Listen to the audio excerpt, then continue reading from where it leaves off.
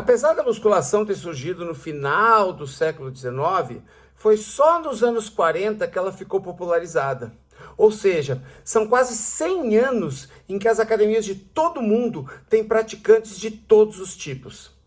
Em todo esse tempo, tem uma instituição que é intocável quando se fala em planilhas de treino.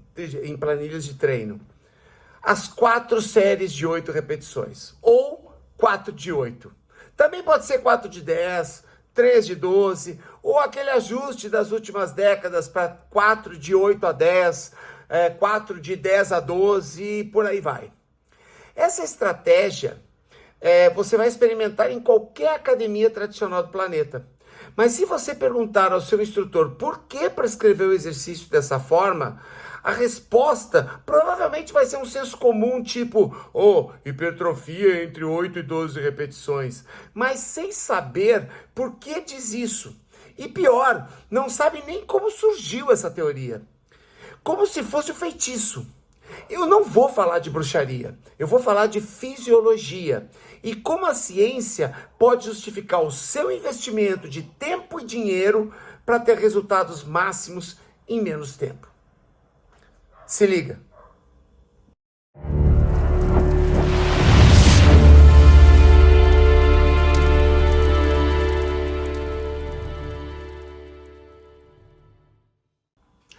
Opa, tudo bem? Bem-vindos ao canal de treinamento e estilo de vida PaleoX. Eu sou Paulo Magu, um profissional de fitness com quase 40 anos de experiência em treinamento de força para praticantes naturais.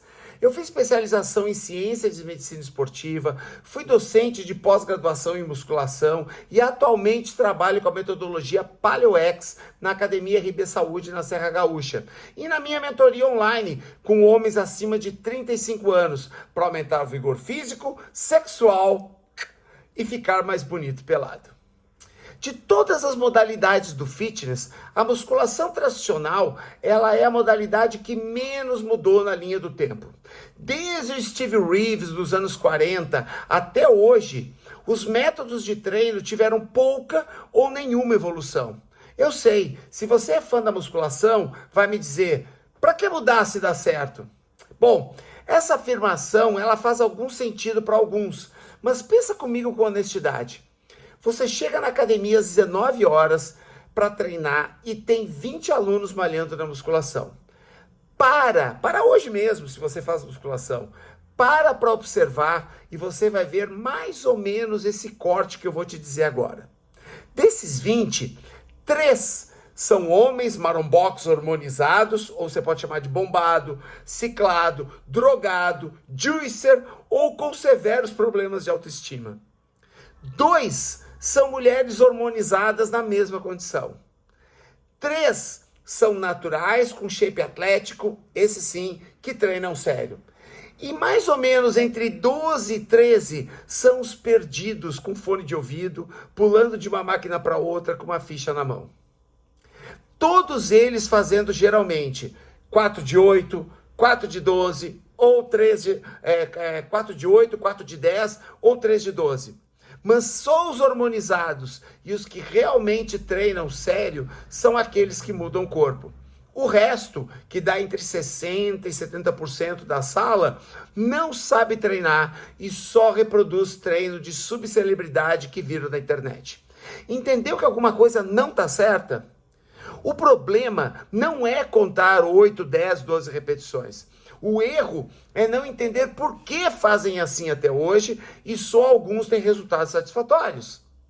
Essa galera que fica feito zumbi na academia acredita que as repetições definem o objetivo, quando na verdade o furo é muito mais embaixo. Esse modelo de treino de séries com repetições definidas, ele foi criado por autodidatas em uma época que a musculação ainda não era tão popular e a tecnologia da época não permitia que a ciência pudesse analisar os resultados. Como deu certo no passado, acabou sendo multiplicado por todo mundo, já que os seus propagandistas eram o quê? Fisiculturistas, cheios de ciclo de drogas anabólicas, de hormônios, que até hoje, sim, até hoje tentam te enganar na internet e nas redes sociais, tentando dizer que cresceram daquele jeito, com treino e dieta. Tem muita gente que ainda cai nisso. A partir dos anos 80, a ciência passou a evoluir na análise celular e hoje nós temos as respostas de como transformar esse antigo método em uma poderosa estratégia de resultados máximos. A resposta não está nas repetições, mas na intensidade e no tempo de contração. Quando se fala em treinamento de força, a gente sempre vai associar também a hipertrofia, embora essas duas variáveis nem sempre são proporcionais. Mas vamos limitar o vídeo à hipertrofia, que é o grande objetivo de quem frequenta a academia. Não estou dizendo hipertrofia para ficar gigante, mas hipertrofia para ter um shape mais atlético. Que eu sei que é isso que você quer saber. Existem 3 princípios para ocorrer hipertrofia em qualquer programa de treinamento. O primeiro deles é o esforço mais próximo possível da falha motora ou da falha concêntrica. Eu costumo utilizar a falha motora, tá? O segundo é dano tecidual ou microlesão celular. Não é você ficar lesionado ou ficar machucado, mas do ponto de vista celular, sob o aspecto celular, você criar dano tecidual. E o terceiro, repetição cumulativa. Repetir o mesmo estímulo pelo melhor tempo possível. Não maior, melhor tempo possível, dependendo da prescrição do programa. Seja nas séries pela semana, meses ou dependendo da prescrição. Então, essa repetição cumulativa, ela vai gerando microlesões sucessivas que geram a tal da supercompensação que vai te levar à hipertrofia. São esses 3 princípios. Em qualquer prescrição ou modalidade. Aí eu estou falando de musculação, TRX, crossfit, circuito de acessórios, calistenia e tantos outros programas, você vai contemplar, se você contemplar esses 3 princípios, a hipertrofia vai ocorrer. Sabe por quê? Porque músculo não reconhece equipamento, músculo reconhece estímulo. E quando você soma a inteligência da prescrição, a genética, a alimentação, o sono e outras variáveis, aí você vai controlar a magnitude e a longevidade dessa hipertrofia que você vai conquistar. Neste século, a ciência descobriu que pode ocorrer hipertrofia com poucas ou muitas repetições. Entretanto, como a qualidade da hipertrofia depende, primeiro, da fadiga mecânica, que é a incapacidade das miofibrilas de manter a contração, e segundo, da fadiga bioquímica, que é o tempo de recuperação entre os estímulos, a densidade do plasma da célula muscular, do sarcoplasma, e a oxidação de energia, sim, existe um corte de tempo que otimiza os resultados. Vamos entender como funciona? Olha só, quando você treina em uma intensidade onde você aumenta consideravelmente a sua frequência cardíaca, isso pode acontecer na musculação, que é mais difícil, ou então nos programas onde você treina com séries, com bisets, com séries compostas, com séries gigantes, ou em circuito, você vai passar a utilizar, devido ao aumento da frequência cardíaca e o aumento da intensidade, você vai passar por rotas metabólicas que ocorrem na sua fisiologia, na fisiologia do seu corpo. Então, esse quadro aqui, eu vou mostrar para vocês e identificar quais são os melhores tempos para nós treinarmos quando nós visamos a hipertrofia, certo? Eu vou eliminar o último, que é a fosforilação oxidativa, porque ela ocorre predominantemente a partir de 20 minutos. Por que eu falei predominantemente? Porque esses tempos, eles não são unicamente para uma rota. Significa que a rota predominante naquele corte de tempo é aquela que está indicada. Você sempre vai usar as 4 rotas metabólicas ao mesmo tempo, a partir do momento que você faz qualquer tipo de esforço.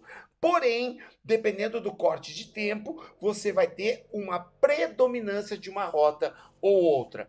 Então vamos lá. A rota ATP-CP é aquela rota que usa como substrato principal energético o ATP. O ATP é um componente químico, adenosina trifosfato, é um componente químico que promove a contração muscular. Essa rota, ela dura de cerca de 5 a 30 segundos. E aí nós podemos usar como exemplo as provas de 100 metros e 200 metros rasos, aquelas séries de musculação de 4 repetições, que são séries de força pura, onde você tem uma fadiga mecânica muito maior. Você treina muito mais a força tensional.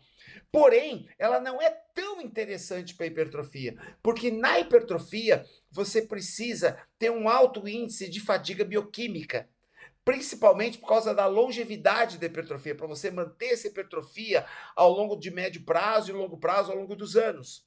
Então você precisa muito dessa fadiga bioquímica para gerar força metabólica. Então nessa rota metabólica ela é mais indicada para quê? Para aumento da força e principalmente da força pura. Já na rota anaeróbio lático, que ocorre mais ou menos, lembra, mais ou menos, o nosso corpo não tem um cronômetro, tá? Ele não tem um cronômetro que a partir de 30 segundos passa para outra. Não, isso é uma média. É uma média e é uma predominância.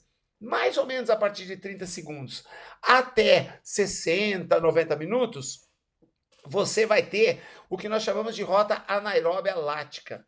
Ela ainda não está usando o oxigênio como fator limitante, mas ela já produz ácido lático. E esse ácido lático ajuda na qualidade do dano tecidual no treino.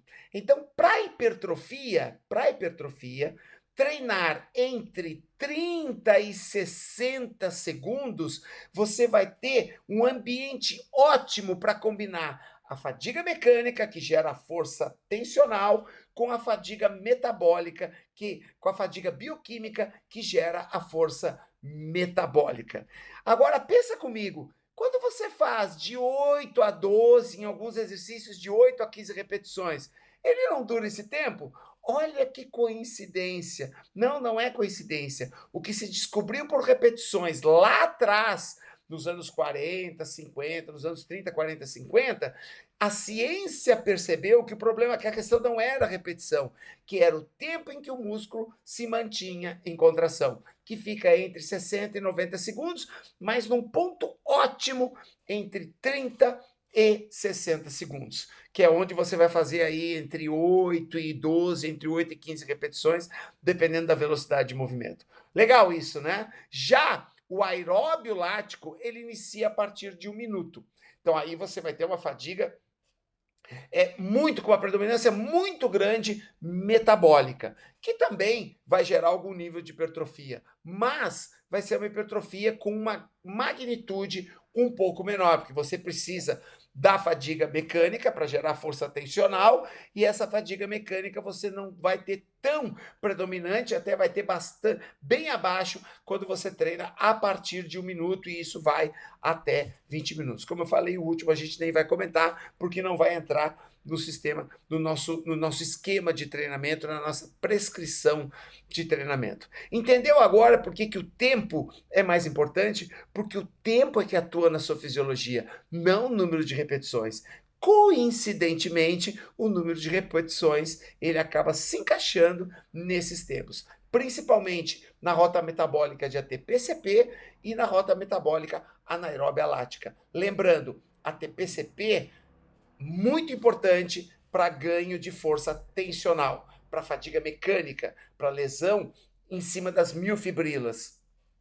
E o anaeróbio lático, ele faz essa combinação de fadiga mecânica com fadiga bioquímica. E por isso você tem um aumento tanto na força tensional quanto na força metabólica. Legal, né? Vamos voltar para lá, vamos voltar para a nossa sala lá para a gente continuar conversando? Ou seja, você pode deixar o seu treino muito mais responsivo usando o tempo de esforço e não a quantidade de repetições. Não importa se é treino por série simples, séries compostas, séries gigantes ou circuitos, seja com máquina, fita de suspensão ou acessórios. Os seus músculos, eles vão reagir às variáveis de intensidade e tempo de contração. Agora saca as dicas que eu vou te dar agora para pôr em prática essas estratégias para hipertrofia. Pensando como exemplo a rosca bíceps. Pensa na rosca bíceps em todas essas dicas que eu vou te dar para você aplicar em qualquer exercício de força. Na máquina, pensa na rosca bíceps. Na máquina, com halteres, com TRX, com barra, com elástico ou qualquer outro equipamento. Vamos lá. Primeira dica. Como o tempo de contração é muito importante, evita descansar quando estender o cotovelo. Estou falando da rosca bíceps, mas você pode aplicar em qualquer outro exercício. Evita descansar quando estender o cotovelo. Mantenha a contração constante o tempo inteiro. Essas paradinhas para respirar antes da contração podem servir para o treino de força, sim, mas para hipertrofia elas são contraproducentes, tá bom? Outra dica. Se você treinar sozinho, sem o treinador do seu lado, uma musculação muitas vezes você treina sozinho, visualize o tempo que falta e nos últimos 10 segundos aumente a intensidade para chegar o mais próximo possível da falha motora. Neste caso, no TRX, na feita de suspensão aqui atrás, é bem simples para converter um exercício confortável em insustentável, tornar ele insustentável sem parar de se exercitar. Detalhe, sem parar de treinar. Mantenha a maior parte da prescrição de treino entre 30 e 60 segundos, mas eventualmente saia desse corte de tempo para desenvolver especificamente a força tensional ou a força metabólica. Se você usa bisets, séries compostas, séries gigantes ou circuitos, use esse protocolo individualmente para cada exercício. Ou seja, coloque esse tempo para cada exercício, não para o conjunto de exercícios. Mesmo que não tenha intervalos. E descanse por mais tempo entre essas séries. Eu tentei explicar a fisiologia do jeito mais simples que eu pude, para que você possa entender como o seu corpo funciona quando você está treinando e como você pode explorar as suas células ao máximo sem precisar de suplementos esportivos ou ciclar hormônios. Tudo isso que eu disse é aplicável em qualquer protocolo orientado para hipertrofia. Isso é o mais importante. Curtiu esse vídeo? Dá teu like, se inscreve no meu canal, que tem muito conteúdo exclusivo para quem treina sérios. Mas não vai embora agora, porque eu tenho mais um bônus para te mostrar como o TRX pode mudar o seu corpo. 2 vídeos que eu indico e o meu arroba para me encontrar no Instagram, no Facebook ou aqui no YouTube. Seja para conhecer meu trabalho ou para entrar em contato no privado e conhecer a minha mentoria online PaleoX para homens 35+, que querem aumentar o vigor físico, sexual e ficar mais bonito pelado. Evolução. Simples assim.